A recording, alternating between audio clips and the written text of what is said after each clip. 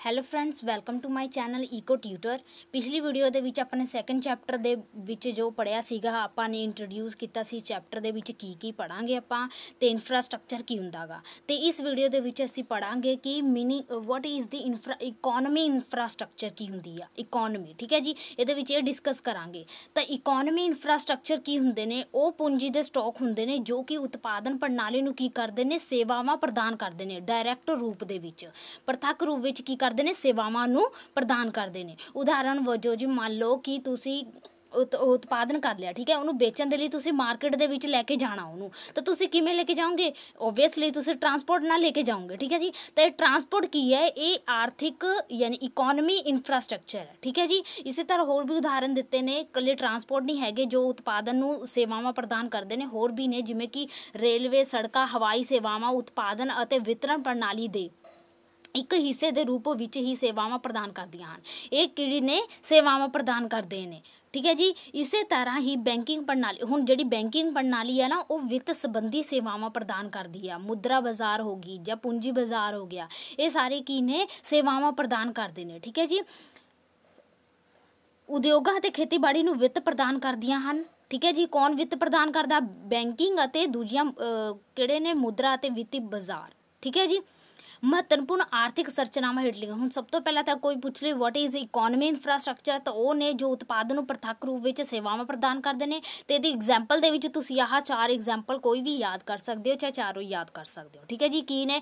Transport and communication, ਯਾਤਾਯਾਤ ਅਤੇ ਸੰਚਾਰ, ਬਿਜਲੀ ਅਤੇ ਸ਼ਕਤੀ, ਇਲੈਕਟ੍ਰਿਸਿਟੀ ਐਂਡ ਪਾਵਰ, ਸਿੰਜਾਈ, ਇਰੀਗੇਸ਼ਨ, ਬੈਂਕਿੰਗ ਅਤੇ ਦੂਜੀਆਂ ਵਿੱਤੀ ਸੰਸਥਾਵਾਂ, banking and other financial institutions. ਠੀਕ ਹੈ ਜੀ, ਇਹ ਤੁਸੀਂ ਲਿਖ ਸਕਦੇ ਹੋ। ਹੁਣ ਅੱਗੇ ਇਹਨਾਂ ਦੀ ਐਕਸਪਲੇਨੇਸ਼ਨ ਬਾਰੇ ਪੜ੍ਹਦੇ ਹਾਂ ਕਿ ਯਾਤਾਯਾਤ ਔਰ ਸੰਚਾਰ ਦੇ ਵਿੱਚ ਕੀ ਹੁੰਦਾ, ਮਤਲਬ ਕੀ ਹੁੰਦਾ ਗਾ। ਤਾਂ ਜਿਵੇਂ ਕਿ ਹੁਣ ਟਰਾਂਸਪੋਰਟ ਤੋਂ ਹੀ ਪਤਾ ਚੱਲਦਾ ਗਾ ਕਿ ਉਹ ਸਾਧਨ ਜੋ ਕੀ ਕਰਦੇ ਨੇ, ਇੱਕ ਥਾਂ ਤੋਂ ਦੂਜੇ ਥਾਂ ਤੱਕ ਲੋਕਾਂ ਅਤੇ ਵਸਤਾਂ ਨੂੰ ਕੀ ਕਰਦੇ ਨੇ, ਲਿਜਾਣ ਦੇ ਵਿੱਚ ਹੈਲਪਫੁਲ ਹੁੰਦੇ ਨੇ।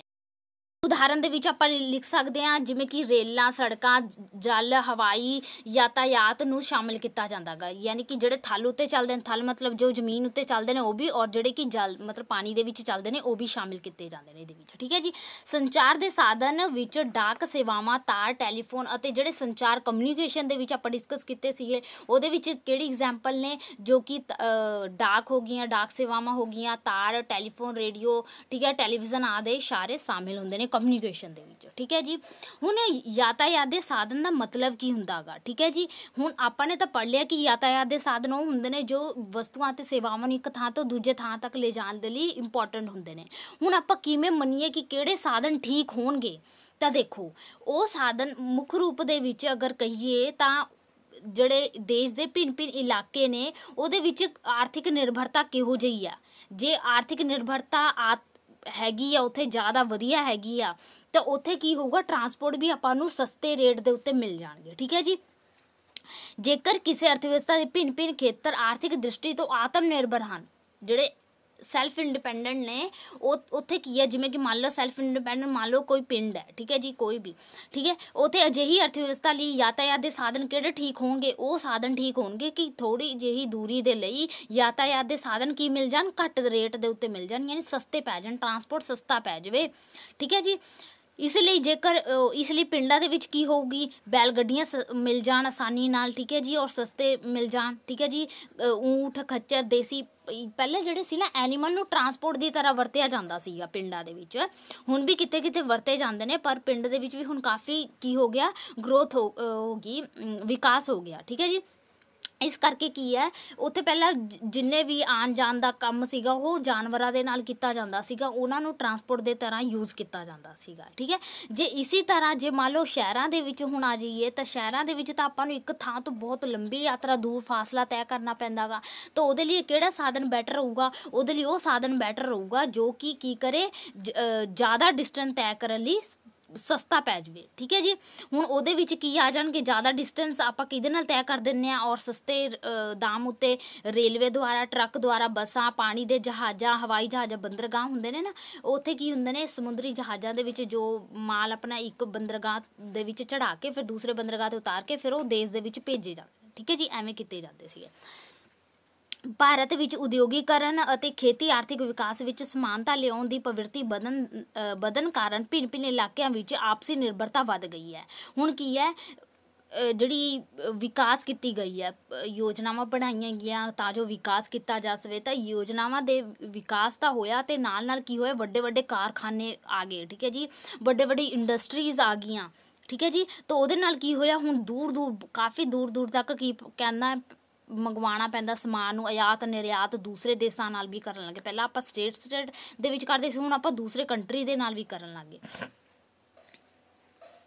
ਇਸੇ ਤਰ੍ਹਾਂ ਹੀ ਵਪਾਰਕ ਕੰਮਾਂ ਅਤੇ ਰੁਜ਼ਗਾਰ ਸੰਬੰਧੀ ਲੋਕਾਂ ਨੂੰ ਲੰਬੀਆਂ ਯਾਤਰਾਵਾਂ ਕਰਨੀਆਂ ਪੈਂਦੀਆਂ ਹਨ ਅਤੇ ਇਸ ਵਪਾਰ ਕੰਮ ਅਤੇ ਰੁਜ਼ਗਾਰ ਸੰਬੰਧੀ ਲੋਕਾਂ ਨੂੰ ਕੀ ਕਹਿੰਦੇ, ਲੰਬੀਆਂ ਯਾਤਰਾਵਾਂ ਕਰਨੀਆਂ ਪੈਂਦੀਆਂ ਹਨ। ਇਸ ਲਈ ਭਾਰਤ ਦੇ ਵਿੱਚ ਯਾਤਾਯਾਤ ਆਧੁਨਿਕ ਸਾਧਨ ਜਿਵੇਂ ਕਿ ਰੇਲਵੇ, ਬੱਸਾਂ, ਟਰੱਕਾਂ, ਸਮੁੰਦਰੀ ਜਹਾਜ਼ਾਂ ਦਾ ਮਹੱਤਵ ਕਾਫੀ ਵੱਧ ਗਿਆ ਆ। ਹੁਣ ਠੀਕ ਹੈ, ਹੁਣ ਇਹਦੇ ਵਿੱਚ ਆ ਗਿਆ ਰੇਲਵੇ, ਕਿ ਜੋ ਆਪਾਂ ਨੇ ਪੜ੍ਹਿਆ ਟਰਾਂਸਪੋਰਟ ਦੇ ਵਿੱਚ ਜੋ ਰੇਲਵੇ ਆ ਉਹ ਲੰਬੀ ਯਾਤਰਾ ਕਰਨ ਦੇ ਵਿੱਚ ਪਰਫੈਕਟ ਹੈ। ਕਿਵੇਂ ਦੇਖੋ, ਰੇਲਵੇ ਲੰਬੀ ਦੂਰੀ ਦੇ ਭਾਰੀ ਮਾਲ ਲਈ ਅਤੇ ਯਾਤਰੀਆਂ ਦੇ ਆਉਣ ਜਾਣ ਲਈ ਸਭ ਤੋਂ ਸਸਤਾ ਯਾਤਾਯਾਤ ਦਾ ਸਾਧਨ ਹੈ, ਠੀਕ ਹੈ। ਸਭ ਤੋਂ ਸਸਤਾ ਅਤੇ ਭਾਰੀ ਸਮਾਨ ਨੂੰ ਵੀ ਆਪਾਂ ਰੇਲ ਗੱਡੀਆਂ ਦੇ ਵਿੱਚ ਕੀ ਕਰ ਸਕਦੇ ਹਾਂ, ਲੈ ਜਾ ਸਕਦੇ ਹਾਂ। ਇੱਕ ਜਨਰਲ ਨੌਲੇਜ ਦਾ ਕੁਐਸਚਨ ਹੈ, ਭਾਰਤ ਵਿੱਚ 16 ਅਪ੍ਰੈਲ 1853 ਨੂੰ ਪਹਿਲੀ ਰੇਲਵੇ ਲਾਈਨ ਬੰਬਈ ਤੋਂ ਥਾਣਾ ਦਰਮਿਆਨ ਬਣਾਈ ਗਈ ਸੀ। ਇਹ ਇੰਪੋਰਟੈਂਟ ਕੁਐਸਚਨ, ਸ਼ਾਰਟ ਕੁਐਸਚਨ ਆ, ਜੇ ਆਪਾਂ ਕੋਈ ਕੰਪੀਟੀਟਿਵ ਐਗਜ਼ਾਮ ਵੀ ਦਿੰਦੇ ਹਾਂ ਤਾਂ ਉਹਦੇ ਵਿੱਚ ਵੀ ਪੁੱਛਿਆ ਜਾਂਦਾ ਕਿ ਪਹਿਲੀ ਰੇਲਵੇ ਲਾਈਨ ਕਦੋਂ ਅਤੇ ਕਿੱਥੋਂ ਤੋਂ ਕਿੱਥੇ ਤੱਕ ਵਿਛਾਈ ਗਈ। ਤਾਂ 16 ਅਪ੍ਰੈਲ ਨੂੰ 1853 ਨੂੰ ਪਹਿਲੀ ਰੇਲਵੇ ਲਾਈਨ ਜਿਹੜੀ ਸੀਗੀ ਬੰਬਈ ਤੋਂ ਥਾਣਾ ਤੱਕ ਬਣਾਈ ਗਈ ਸੀਗੀ, ਠੀਕ ਹੈ ਜੀ। ਭਾਰਤੀ ਰੇਲਵੇ ਵਿਵਸਥਾ ਏਸ਼ੀਆ ਵਿੱਚ ਸਭ ਤੋਂ ਵੱਡੀ ਅਤੇ ਸੰਸਾਰ ਵਿੱਚ ਚੌਥੀ ਮੰਨੀ ਜਾਂਦੀ ਹੈ। ਭਾਰਤੀ ਰੇਲਵੇ ਵਿਵਸਥਾ ਜਿਹੜੀ ਹੈਗੀ ਹੈ ਉਹ ਏਸ਼ੀਆ ਦੇ ਵਿੱਚ ਸਭ ਤੋਂ ਵੱਡੀ ਅਤੇ ਸੰਸਾਰ ਦੀ ਚੌਥੀ ਜੋ ਹੈਗੀ ਹੈ ਰੇਲਵੇ ਵਿਵਸਥਾ ਮੰਨੀ ਜਾਂਦੀ ਹੈ ਭਾਰਤ ਦੀ, ਠੀਕ ਹੈ ਜੀ। ਇਸ ਸਮੇਂ ਭਾਰਤ ਵਿੱਚ ਰੇਲਵੇ ਲਾਈਨਾਂ ਦੀ ਕੁੱਲ ਲੰਬਾਈ ਹੁਣ ਤੱਕ, ਇਹ ਤਾਂ ਕਾਫੀ ਡਾਟਾ ਪੁਰਾਣਾ ਹੋਊਗਾ, ਹੁਣ ਦੁਬਾਰਾ ਤੁਸੀਂ ਗੂਗਲ 'ਤੇ ਸਰਚ ਕਰਿਓ ਕਿ ਹੁਣ ਦਾ ਕਿੰਨਾ ਹੈ, ਠੀਕ ਹੈ। ਤਾਂ ਜਿਹੜੀ ਰੇਲਵੇ ਲਾਈਨ ਦੀ ਕੁੱਲ ਲੰਬਾਈ ਹੈਗੀ ਆ 1,15,000 ਕਿਲੋਮੀਟਰ ਹੈ। ਭਾਰਤ ਵਿੱਚ ਹਰ ਰੋਜ਼ 7500 ਸਟੇਸ਼ਨਾਂ ਵਿਚਕਾਰ ਲਗਭਗ 20,000 ਗੱਡੀਆਂ ਚੱਲਦੀਆਂ ਹਨ। 20,000 ਗੱਡੀਆਂ 75 ਸਟੇਸ਼ਨਾਂ ਵਿਚਕਾਰ, ਸੋਚੋ, ਜੋ ਕਿ ਪ੍ਰਤੀ ਦਿਨ ਔਸਤ 20 ਮਿਲੀਅਨ ਸਵਾਰੀਆਂ ਅਤੇ 2.8 ਮਿਲੀਅਨ ਟਨ ਸਮਾਨ ਢੋਂਦੀਆਂ ਹਨ। ਜੋ ਕਿ ਕਿੰਨਾ ਸਮਾਨ ਢੋਂਦੀਆਂ ਹਨ, ਕਿੰਨੇ ਬੰਦੇ ਨੂੰ ਢੋਂਦੀਆਂ ਹਨ, ਉਹ ਸਾਰੇ ਇੱਥੇ ਲਿਖਿਆ ਹੋਇਆ ਡਾਟਾ, ਠੀਕ ਹੈ। ਤੁਸੀਂ ਦੁਬਾਰਾ ਡਾਟਾ ਕੀ ਕਰ ਸਕਦੇ ਹੋ, ਅਪਡੇਟ ਕਰ ਸਕਦੇ ਹੋ ਆਪਣੇ ਆਪ ਨੂੰ ਗੂਗਲ ਤੋਂ, ਠੀਕ ਹੈ ਜੀ। ਇਹ ਤਾਂ ਕਾਫੀ ਡਾਟਾ ਪੁਰਾਣਾ, ਕਿਉਂਕਿ ਉਹ ਜਦੋਂ ਇਹ ਬੁੱਕ ਹੋਊਗੀ ਉਦੋਂ ਦੀ ਹੋਊਗਾ ਇਹ ਡਾਟਾ, ਠੀਕ ਹੈ, ਉਸ ਸਮੇਂ ਦਾ। ਸੜਕ ਯਾਤਾਯਾਤ, ਹੁਣ ਆਪਾਂ ਨੇ ਰੋਡ ਟਰਾਂਸਪੋਰਟ ਵੀ ਪੜ੍ਹਿਆ ਸੀਗਾ, ਇਹ ਕਿਵੇਂ ਆ। ਭਾਰਤ ਵਿੱਚ ਯਾਤਾਯਾਤ ਦਾ ਇੱਕ ਮੁੱਖ ਸਾਧਨ ਸੜਕ ਯਾਤਾਯਾਤ ਹੈ। ਆਜ਼ਾਦੀ ਪਿੱਛੋਂ ਸੜਕਾਂ ਦੇ ਨਿਰਮਾਣ ਵਿੱਚ ਕਾਫੀ ਸੁਧਾਰ ਕੀਤਾ ਗਿਆ ਸੀਗਾ। ਯਾਤਾਯਾਤ ਮੁੱਖ ਸਾਧਨ ਟਰੱਕ, ਬੱਸ, ਸਕੂਟਰ, ਇਹ ਤਾਂ ਤੁਸੀਂ ਵੀ ਲਿਖ ਸਕਦੇ ਹੋ, ਜੋ ਤੁਸੀਂ ਦੇਖਦੇ ਹੋ ਸੜਕ ਦੇ ਉੱਤੇ ਜੋ ਵੀ ਵਹੀਕਲਸ ਹੁੰਦੇ ਨੇ ਸਾਰੇ ਇਹਦੇ ਵਿੱਚ ਆ ਜਾਂਦੇ ਨੇ।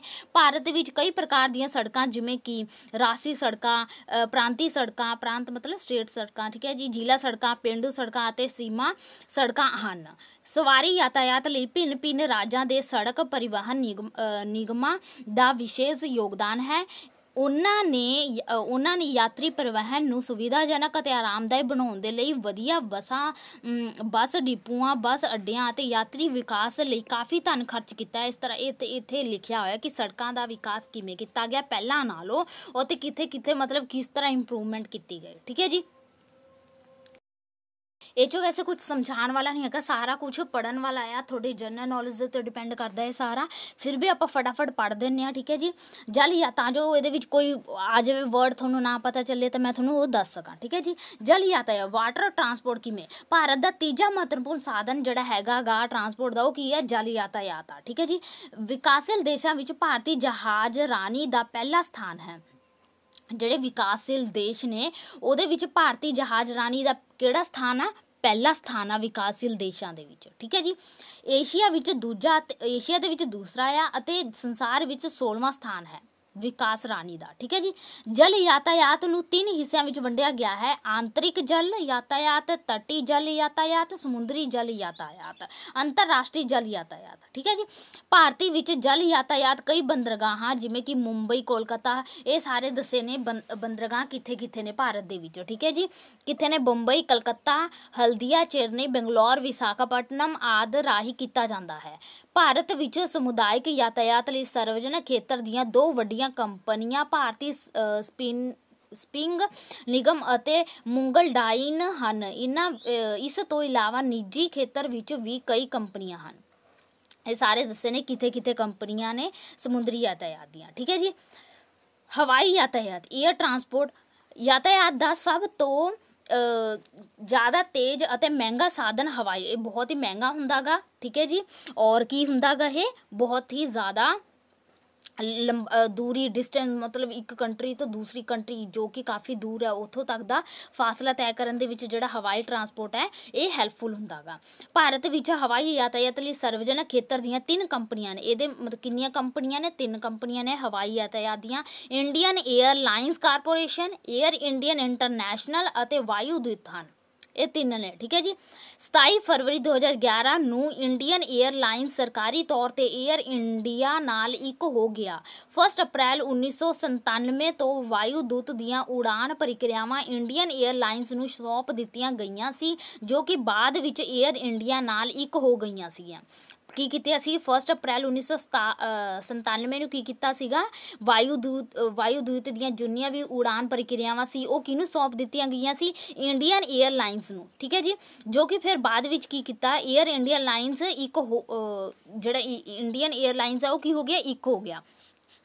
सन 1992 ਪਿੱਛੋਂ ਕਈ ਨਿੱਜੀ ਕੰਪਨੀਆਂ ਵੀ ਸਥਾਪਿਤ ਹੋਈਆਂ। ਫਿਰ ਉਸ ਤੋਂ ਬਾਅਦ ਕਈ ਕੰਪਨੀਆਂ ਏਅਰ ਟਰਾਂਸਪੋਰਟ ਦੇ ਨੂੰ ਸਥਾਪਿਤ ਕਰੀਆਂ। ਠੀਕ ਹੈ ਜੀ। ਨਿੱਜੀ ਕੰਪਨੀਆਂ ਨੇ। ਠੀਕ ਹੈ।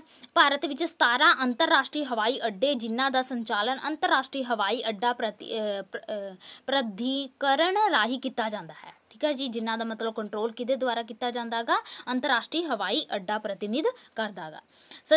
ਸੰਚਾਰ ਦੇ ਅੱਗੇ ਆ ਗਿਆ ਮੀਨ ਆਫ ਕਮਿਊਨੀਕੇਸ਼ਨ ਕੀ ਹੁੰਦਾ ਗਾ? ਆਪਾਂ ਨੇ ਪੜ੍ਹਿਆ ਸੀ ਨਾ ਸੰਚਾਰ ਦੇ ਸਾਧਨ। ਸੰਚਾਰ ਦੇ ਸਾਧਨਾਂ ਨੂੰ ਆਰਥਿਕ ਅਤੇ ਸਮਾਜਿਕ ਸੰਰਚਨਾ ਦੋਹਾਂ ਦਾ ਹੀ ਹਿੱਸਾ ਮੰਨਿਆ ਜਾਂਦਾ ਹੈ। ਕੀ ਹੈ ਇਹ? ਆਰਥਿਕ ਅਤੇ ਸਮਾਜਿਕ। ਮਤਲਬ ਸਮਾਜਿਕ ਕਿਵੇਂ ਆ? ਕਿਉਂਕਿ ਆਪਾਂ ਇੱਕ ਦੂਸਰੇ ਨਾਲ ਕੀ ਕਰ ਸਕਦੇ? ਆਪਣੇ ਹਾਵ ਭਾਵ ਨੂੰ ਪ੍ਰਗਟ ਕਰ ਸਕਦੇ ਹਾਂ। ਔਰ ਆਰਥਿਕ ਮਤਲਬ ਕੀ ਕਰ ਸਕਦੇ? ਆਪਾਂ ਪੈਸੇ ਵੀ ਉਹ ਕਰ ਸਕਦੇ ਹਾਂ, ਕਮਾ ਸਕਦੇ ਹਾਂ। ਕਿਵੇਂ ਕਮਾ ਸਕਦੇ ਹਾਂ ਉਹ ਤੁਹਾਨੂੰ ਪਤਾ ਹੀ ਹੈ ਕਿ ਜੇ ਮੰਨ ਲਓ ਆਪਾਂ ਨੇ ਵਪਾਰ ਕਰਨਾ ਤਾਂ ਆਪਾਂ ਕਿਸੇ ਪਾਰਟੀ ਦੇ ਨਾਲ ਗੱਲਬਾਤ ਕਰਕੇ ਉਹਨੂੰ ਸਿੱਧਾ ਉੱਥੋਂ ਹੀ ਡਾਇਰੈਕਟ ਆਪਾਂ ਕੀ ਕਰ ਦਾਂਗੇ? ਮਾਲ ਪਹੁੰਚਾ ਦਾਂਗੇ। ਉਹ ਆਪਾਂ ਨੂੰ ਕੀ ਕਰ ਦੂਗਾ? ਪੇਮੈਂਟ ਕਰ ਦੂਗਾ ऑनलाइन द्वारा ਜਾਂ ਫਿਰ ਕੀ ਕਰੂਗਾ? ਕੈਸ਼ ਪੇਮੈਂਟ ਕਰ ਦੂਗਾ। ਠੀਕ ਹੈ ਜੀ। ਭਾਰਤ ਵਿੱਚ ਸੰਚਾਰ ਦੇ ਮੁੱਖ ਸਾਧਨ ਡਾਕ, ਟੈਲੀਫੋਨ, ਰੇਡੀਓ, ਟੈਲੀਵਿਜ਼ਨ, ਫੈਕਸ, ਪਹਿਲਾਂ ਫੈਕਸ ਹੁੰਦੇ ਸੀਗੇ। ਠੀਕ ਹੈ ਜੀ। ਸਿਨੇਮਾ, ਅਖਬਾਰ, ਰਸਾਲੇ ਆਦਿ ਹਨ। ਠੀਕ ਹੈ। ਇਹ ਕੀ ਨੇ? ਸਾਰੇ ਸੰਚਾਰ ਦੇ ਸਾਧਨ ਹੀ ਨੇ। ਆਰਥਿਕ ਆਧਾਰਿਤ ਸੰਰਚਨਾ ਦੇ ਰੂਪ ਵਿੱਚ ਸੰਚਾਰ ਪ੍ਰਣਾਲੀ ਬਾਜ਼ਾਰ ਵਿੱਚ ਹੋ ਰਹੇ ਪਰਿਵਰਤਨਾਂ, ਮੰਗ ਅਤੇ ਪੂਰਤੀ ਬਾਰੇ ਸੂਚਨਾ ਦਿੰਦੀ ਹੈ। ਇਹ ਕੀ ਕਰਦੀ ਆ? ਆਰਥਿਕ ਆਧਾਰਿਤ ਸੰਰਚਨਾ ਦੇ ਰੂਪ ਵਿੱਚ ਜਿਹੜੀ ਸੰਚਾਰ ਪ੍ਰਣਾਲੀ ਹੈ ਇਹ ਕੀ ਕਰਦੀ ਆ? ਜੋ ਵੀ ਬਾਜ਼ਾਰ ਦੇ ਵਿੱਚ ਚੇਂਜਿਸ ਆਉਂਦੀਆਂ ਨੇ ਉਹਦੇ ਬਾਰੇ ਕੀ ਕਰਦੀ ਆ? ਆਪਾਂ ਨੂੰ ਸੂਚਨਾ ਦਿੰਦੀ ਹੈ। ਇਹਨਾਂ ਦੇ ਆਧਾਰ 'ਤੇ ਹੀ ਉਤਪਾਦਨ ਨਿਵੇਸ਼ਕਰਤਾ ਜੋ ਉਤਪਾਦਕ ਹੁੰਦੇ ਨੇ, ਉਤਪਾਦਕ ਜੋ ਪ੍ਰੋਡਕਸ਼ਨ ਕਰਦੇ ਨੇ। ਠੀਕ ਹੈ ਜੀ। ਉਦਮੀ ਔਰ ਨਿਵੇਸ਼ਕਰਤਾ ਜੋ ਨਿਵੇਸ਼ ਕਰਦੇ ਹਨ ਅਤੇ ਉਪਭੋਗਤਾ ਜੋ ਵਸਤੂਆਂ ਦਾ ਪ੍ਰਯੋਗ ਕਰਦੇ ਹਨ ਮਹੱਤਵਪੂਰਨ ਆਰਥਿਕ ਨਿਰਣੇ ਲੈਂਦੇ ਨੇ। ਇਹਦੇ ਬੇਸ ਦੇ ਉੱਤੇ ਹੀ ਸੰਚਾਰ ਦੇ ਸਾਧਨਾਂ ਦੇ ਬੇਸ ਦੁਆਰੇ ਜਿਨ੍ਹਾਂ ਤੋਂ ਉਹਨਾਂ ਨੂੰ ਪਤਾ ਚੱਲਦਾ ਕਿ ਕਿਸ ਤਰ੍ਹਾਂ ਬਾਜ਼ਾਰ ਦੇ ਵਿੱਚ ਚੇਂਜਿਸ ਹੋ ਰਹੀਆਂ ਨੇ ਉਹਦੇ ਆਧਾਰ 'ਤੇ ਕੀ ਕਰਦੇ ਨੇ? ਇਹ ਤਿੰਨੋਂ ਕੀ ਕਰਦੇ ਨੇ? ਆਪਣੇ ਨਿਰਣੇ ਲੈਂਦੇ ਨੇ, ਆਪਣੇ ਵਿਚਾਰ ਲੈਂਦੇ ਨੇ। ਕੋਈ ਵੀ ਮੰਗ ਅਤੇ ਪੂਰਤੀ ਦੇ ਸੰਬੰਧ ਵਿੱਚ ਸੂਚਨਾ ਦੀ ਕਮੀ ਕਾਰਨ ਉਤਪਾਦਨ ਅਤੇ ਵਿਤਰਨ ਸੰਬੰਧੀ ਨਿਰਣੇ ਲੈਣੇ ਕਠਿਨ ਹੋ ਜਾਂਦੇ ਹਨ। ਠੀਕ ਹੈ ਜੀ। ਸਮਾਜਿਕ ਆਰਥਿਕ ਸੰਰਚਨਾ ਦੇ ਰੂਪ ਵਿੱਚ ਰੇਡੀਓ, ਟੈਲੀਵਿਜ਼ਨ, ਅਖਬਾਰ ਅਤੇ ਰਸਾਲੇ ਸਿੱਖਿਆ ਪ੍ਰਸਾਰ ਅਤੇ ਲੋਕਾਂ ਦੇ ਗਿਆਨ ਵਾਧੇ ਵਿੱਚ ਮਹੱਤਵਪੂਰਨ ਯੋਗਦਾਨ ਦਿੰਦੇ ਹਨ। ਜਿਹੜੇ ਸੰਚਾਰ ਦੇ ਸਾਧਨ ਨੇ ਇਹ ਰੇਡੀਓ, ਟੈਲੀਵਿਜ਼ਨ, ਅਖਬਾਰ, ਰਸਾਲੇ ਆਦਿ ਰੂਪ ਵਿੱਚ ਕੀ ਕਰਦੇ? ਆਪਾਂ ਨੌਲੇਜ ਵੀ ਪ੍ਰੋਵਾਈਡ ਕਰਦੇ ਨੇ। ਠੀਕ ਹੈ। ਆਪਾਂ ਨੌਲੇਜ ਮਿਲਦੀ ਹੈ ਕਿ ਆਸ-ਪਾਸ ਸਾਡੇ ਕੀ ਹੋ ਰਿਹਾ ਗਾ। ਇਸ ਲਈ ਹਰੇਕ ਅਰਥਵਿਵਸਥਾ ਦੇ ਲਈ ਸੰਚਾਰ ਸਾਧਨ ਕੀ ਨੇ? ਬਹੁਤ ਹੀ ਜ਼ਿਆਦਾ ਇੰਪੋਰਟੈਂਟ ਹਨ। ਠੀਕ ਹੈ ਜੀ। ਕੋਈ ਵੀ ਸਾਧਨ ਹੈ ਇੰਪੋਰਟੈਂਟ ਤਾਂ ਹੈਗਾ ਹੀ ਆ। ਠੀਕ ਹੈ ਜੀ। ਹਰੇਕ ਅਰਥਵਿਵਸਥਾ ਦੀ ਅੱਗੇ ਆ ਗਿਆ ਆਪਾਂ ਬਿਜਲੀ ਅਤੇ ਸ਼ਕਤੀ, ਇਲੈਕਟ੍ਰਿਸਿਟੀ ਇਲੈਕਟ੍ਰਿਸਿਟੀ ਐਂਡ ਪਾਵਰ ਕੀ ਹੁੰਦੀ ਆ? ਹਰੇਕ ਅਰਥ ਵਿਵਸਥਾ ਦੀ ਆਰਥਿਕ ਸੰਰਚਨਾ ਵਿੱਚ ਬਿਜਲੀ ਸ਼ਕਤੀ ਬਿਜਲੀ ਦਾ ਬਹੁਤ ਮਹੱਤਵਪੂਰਨ ਸਥਾਨ ਹੈ। ਕਿਸੇ ਦੇਸ਼ ਵਿੱਚ ਉਪਭੋਗ ਕੀਤੀ ਜਾਣ ਵਾਲੀ ਬਿਜਲੀ ਦੀ ਮਾਤਰਾ ਉਸ ਦੇ ਉਦਯੋਗੀਕਰਨ ਅਤੇ ਆਰਥਿਕ ਵਿਕਾਸ। ਜੇ ਆਪਾਂ ਪਤਾ ਕਰਨਾ ਚਾਹੁੰਦੇ ਹਾਂ ਕਿ ਉਸ ਦੇਸ਼ ਦੇ ਵਿੱਚ ਇਲੈਕਟ੍ਰਿਸਿਟੀ ਕਿਹੋ ਜਿਹੀ ਆ ਤਾਂ ਆਪਾਂ ਕਿੱਥੋਂ ਪਤਾ ਕਰ ਸਕਦੇ ਹਾਂ? ਉਸ ਦੇਸ਼ ਦੇ ਵਿੱਚ ਕਿਹੋ ਜਿਹੀ ਇੰਡਸਟਰੀ ਹੈ ਤੇ ਉਸ ਇੰਡਸਟਰੀ ਨੇ ਕਿੰਨਾ ਆਪਣਾ ਉਹ ਕੀਤਾ ਗਾ, ਗਰੋਥ ਕੀਤਾ, ਕਿੰਨਾ ਉਹਦਾ ਵਿਕਾਸ ਹੋਇਆ, ਇਹਦੇ ਤੋਂ ਆਪਾਂ ਨੂੰ ਪਤਾ ਚੱਲ ਸਕਦਾ ਗਾ ਕਿ ਉੱਥੋਂ ਦੀ ਬਿਜਲੀ ਸ਼ਕਤੀ ਕਿਹੋ ਜਿਹੀ ਆ।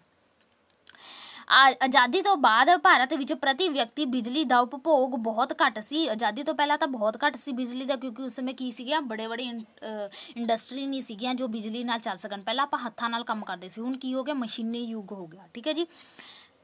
ਪਰ ਆਜ਼ਾਦੀ ਤੋਂ ਪਿੱਛੋਂ ਲਗਾਤਾਰ ਇਸ ਵਿੱਚ ਵਾਧਾ ਹੋਇਆ। ਦੇਸ਼ ਵਿੱਚ ਬਿਜਲੀ ਦਾ ਜਿਹੜਾ ਵੱਧ ਰਿਹਾ ਉਪਭੋਗ ਆ, ਇਹ ਇਸ ਗੱਲ ਦਾ ਪ੍ਰਤੀਕ ਹੈ ਕਿ ਆਧੁਨਿਕ ਉਦਯੋਗਾਂ ਦੀ ਜ਼ਿਆਦਾ ਸਥਾਪਨਾ ਹੋ ਗਈ।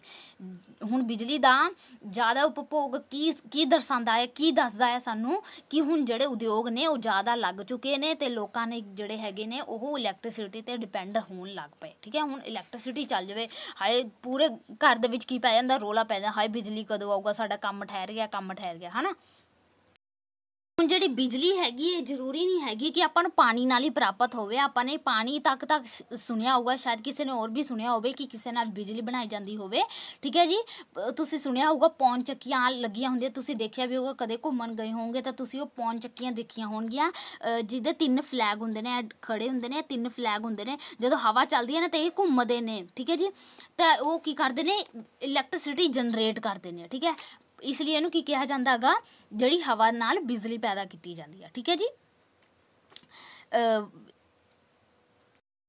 ਜਿਹੜੀ ਹਵਾ ਦੇ ਨਾਲ ਊਰਜਾ ਜਿਹੜੀ ਪ੍ਰਾਪਤ ਹੁੰਦੀ ਹੈ ਉਹਨੂੰ ਕੀ ਕਹਿੰਦੇ ਆ, ਵਾਯੂ ਊਰਜਾ। ਠੀਕ ਹੈ ਜੀ। ਭਾਰਤ ਵਿੱਚ ਬਿਜਲੀ ਦੇ ਮੁੱਖ ਸਾਧਨ ਕਿੰਨੇ ਨੇ? ਮੇਨ ਜਿਹੜੇ ਹੈਗੇ ਨੇ ਉਹ 3 ਨੇ। ਕਿਹੜੇ ਕਿਹੜੇ? ਤਾਪ ਬਿਜਲੀ ਜਿਹੜੀ ਕਿ ਤਾਪ ਨਾਲ ਯਾਨੀ ਹੀਟ ਦੇ ਨਾਲ ਬਣਾਈ ਜਾਂਦੀ ਹੈ, ਜਲ ਬਿਜਲੀ ਪਾਣੀ ਦੇ ਨਾਲ, ਪਰਮਾਣੂ ਬਿਜਲੀ ਜੋ ਕਿ ਬੜੇ ਬੜੇ ਵਿਸਫੋਟ ਹੁੰਦੇ ਨੇ ਉਹਦੇ ਨਾਲ ਵੀ ਬਿਜਲੀ ਪੈਦਾ ਕੀਤੀ ਜਾਂਦੀ ਹੈ। ਠੀਕ ਹੈ ਜੀ। ਅਤੇ ਹੁਣ ਹਵਾ ਦੁਆਰਾ, ਵਾਯੂ ਦੁਆਰਾ ਬਿਜਲੀ ਵੀ ਪੈਦਾ ਕੀਤੀ ਜਾਂਦੀ ਹੈ। ਠੀਕ ਹੈ ਜੀ।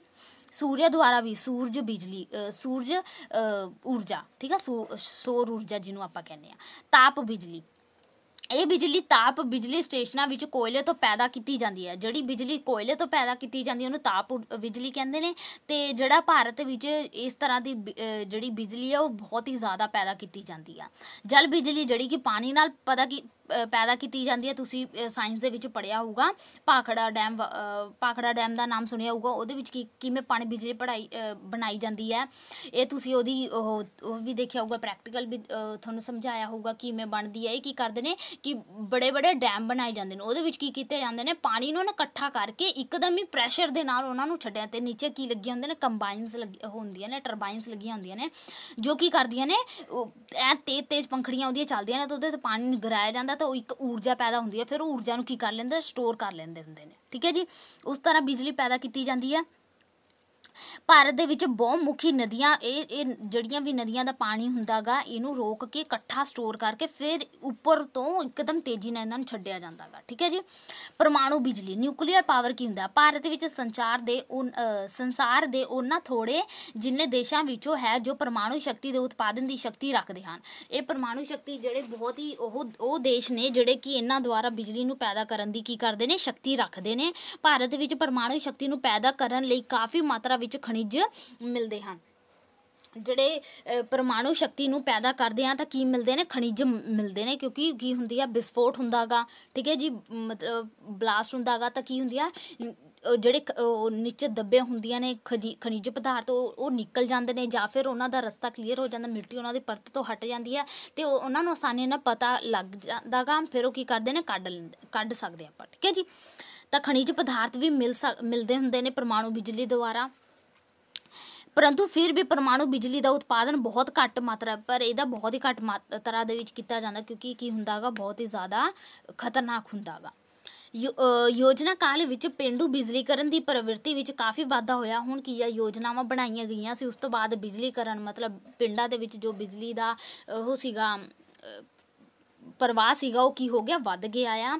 ਕਈ ਰਾਜਾਂ ਜਿਵੇਂ ਕਿ ਪੰਜਾਬ, ਹਰਿਆਣਾ, ਗੁਜਰਾਤ, ਮਹਾਰਾਸ਼ਟਰ, ਹਿਮਾਚਲ ਪ੍ਰਦੇਸ਼ ਆਦਿ ਸਾਰੇ ਪਿੰਡਾਂ ਵਿੱਚ ਬਿਜਲੀਕਰਨ ਦਿੱਤਾ ਗਿਆ ਹੈ। ਹੁਣ ਸਾਰੇ ਪਿੰਡਾਂ ਦੇ ਵਿੱਚ ਕੀ ਹੋ ਗਈ, ਬਿਜਲੀ ਪ੍ਰਾਪਤ ਹੋ ਚੁੱਕੀ ਹੈ। 16% ਪਿੰਡ ਅਜਿਹੇ ਹਨ ਜਿੱਥੇ ਬਿਜਲੀ ਹਲੇ ਵੀ ਨਹੀਂ ਪ੍ਰੋਵਾਈਡ ਕੀਤੀ ਜਾਂਦੀ। ਪਿੰਡਾਂ ਵਿੱਚ ਬਿਜਲੀ ਦਾ ਪ੍ਰਯੋਗ ਲਘੂ ਸਿੰਚਾਈ ਮਤਲਬ ਛੋਟੇ ਖੇਤਾਂ ਦੇ ਵਿੱਚ ਸਿੰਚਾਈ, ਲਘੂ ਮਤਲਬ ਛੋਟਾ, ਸਿੰਚਾਈ ਕਰਨ ਦੇ ਲਈ ਪੰਪ ਸੈੱਟਾਂ ਨੂੰ ਚਲਾਉਣ ਦੇ ਲਈ, ਠੀਕ ਹੈ ਜੀ। ਪੰਪ ਸੈੱਟ ਜਿਹੜੇ ਹੁੰਦੇ ਨੇ ਸਿੰਚਾਈ ਦੇ ਸਾਧਨ ਹੁੰਦੇ ਨੇ, ਉਹਨਾਂ ਨੂੰ ਚਲਾਉਣ ਦੇ ਲਈ ਕੀਤੀ ਜਾਂਦੀ ਹੈ, ਠੀਕ ਹੈ ਜੀ। ਅੱਗੇ ਸਿੰਚਾਈ ਤਾਂ ਤੁਹਾਨੂੰ ਪਤਾ ਹੀ ਹੋਊਗਾ, ਪਿੰਡਾਂ ਵਾਲਿਆਂ ਨੂੰ ਤਾਂ ਪਤਾ ਹੋਊਗਾ ਕਿ ਸਿੰਚਾਈ ਕੀ ਹੁੰਦੀ ਹੈ, ਠੀਕ ਹੈ ਜੀ। ਬਾਕੀ ਸ਼ਹਿਰਾਂ ਵਾਲਿਆਂ ਨੂੰ ਵੀ ਪਤਾ ਹੋਊਗਾ ਕਿਉਂਕਿ ਇਹ ਤਾਂ ਇੰਨਾ ਜ਼ਿਆਦਾ ਉਹ ਹੈ ਨਹੀਂ ਵੀ ਪਤਾ ਹੀ ਨਾ ਹੋਵੇ ਤੁਹਾਨੂੰ, ਠੀਕ ਹੈ ਜੀ। ਇਰੀਗੇਸ਼ਨ, ਖੇਤੀਬਾੜੀ ਨੂੰ ਪਾਣੀ ਹੁਣ ਖੇਤੀਬਾੜੀ ਜਿਹੜੀ ਹੁੰਦੀ ਹੈ ਉਹਨੂੰ ਦੋ ਢੰਗਾਂ ਨਾਲ ਆਪਾਂ ਪਾਣੀ ਦੇ ਸਕਦੇ ਹਾਂ। ਇੱਕ ਤਾਂ ਕਿਵੇਂ, ਇੱਕ ਤਾਂ ਕੁਦਰਤੀ ਨੈਚੁਰਲੀ ਦੁਆਰਾ ਉਹਨਾਂ ਨੂੰ ਵਰਖਾ ਦੁਆਰਾ ਪਾਣੀ ਮਿਲ ਜਾਂਦੀ, ਇੱਕ ਆਪਾਂ ਖੁਦ ਬਣਾਵਟੀ ਢੰਗ ਨਾਲ ਦੇ ਸਕਦੇ ਹਾਂ, ਜਿਵੇਂ ਕਿ ਬਣਾਵਟੀ ਦੇ ਵਿੱਚ ਖੂਹਾਂ, ਟਿਊਬਵੈੱਲਾਂ, ਤਲਾਬਾਂ, ਨਹਿਰਾਂ ਆਦਿ ਦਾ ਪਾਣੀ ਦੁਆਰਾ ਵੀ ਆਪਾਂ ਕੀ ਕਰ ਸਕਦੇ ਹਾਂ, ਇਰੀਗੇਸ਼ਨ ਕਰ ਸਕਦੇ ਹਾਂ। ਹੁਣ ਜਿਹੜੇ ਪਹਿਲਾਂ ਕੁਦਰਤੀ ਜਿਹੜੇ ਸਾਧਨ ਸੀਗੇ ਸਿੰਚਾਈ ਦੇ, ਉਹਦੇ ਵਿੱਚ ਕੀ ਹੁੰਦਾ ਸੀਗਾ ਕਿ ਵਰਖਾ ਅਨਿਸ਼ਚਿਤਤਾ